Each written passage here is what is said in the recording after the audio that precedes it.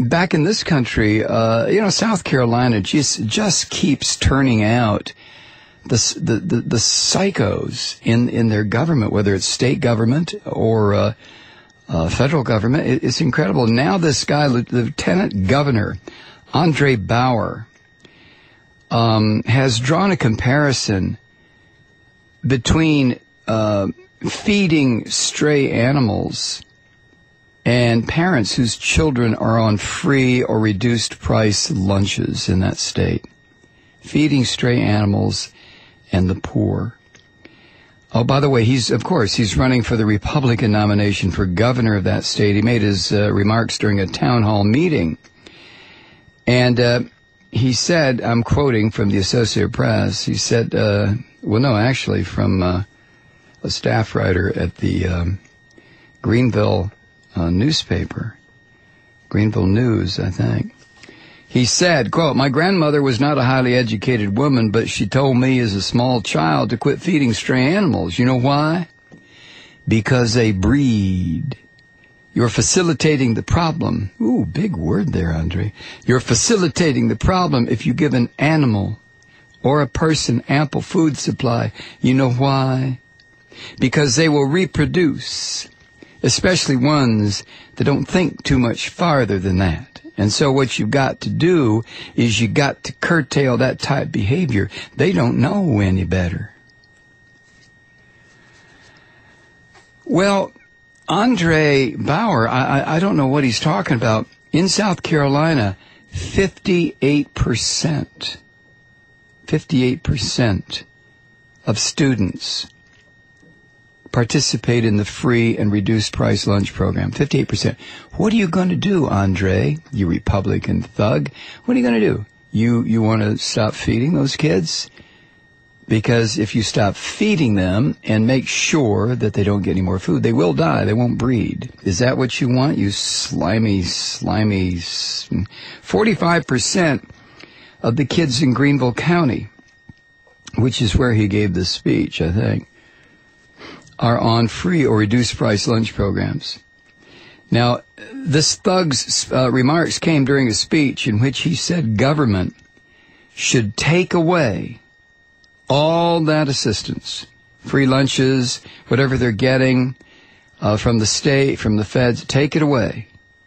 If those receiving the help didn't pass drug tests, what does he have in mind? Having kindergartners, first and second graders show up to have blood taken to see if they're on drugs? This is how a Republican thinks. This is how a conservative thinks. This is why Republicans and conservatives demonstrate over and over again that they are sociopaths and that they're sick in the head. Show up and pass drug tests if you don't attend PTA meetings, or if your children are on free or reduced price lunches. Imagine all the little kindergartners. Now, he doesn't say who's going to pay for this, but 58% of the students in South Carolina are on these feeding programs. This is how a Republican thinks. Later in the speech, he said, quote, "I can show you a bar graph where free and reduced lunch has the worst test scores in the state of South Carolina." I didn't know they were testing lunch. Wow, that must be difficult. He added, quote, "You show me the school that has the highest free and reduced lunch, and I'll show you the worst test scores, folks. It's there, period. So how do you fix it? Well, you say, look, if you receive goods or services from the government, then you owe something back," end quote. How many things are wrong with that? I wonder if this freak ever took anything from the government. Well, he rides on government roads. He uses the post office. I mean, he ought to give something back, shouldn't he? He ought to do something. I wonder if he's ever been or shall be at some point on welfare. Probably will be.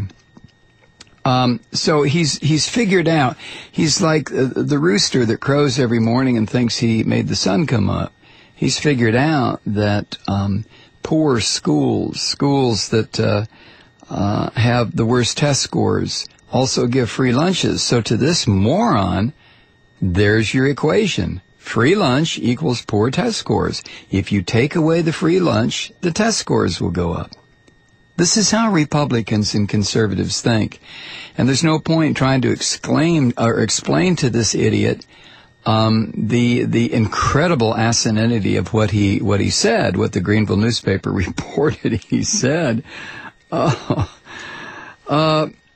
He went on to say, the reason I'm talking about this is because this is indicative of all Republican office holders and most, if not all, Republican rank and file.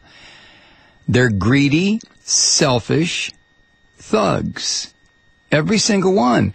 The person working next to you at work, if you still have a job, if that person is Republican, he or she is a selfish, grasping thug. If, somebody sits next to you in church who's a Republican, they're a selfish, greedy thug, and they all think this way.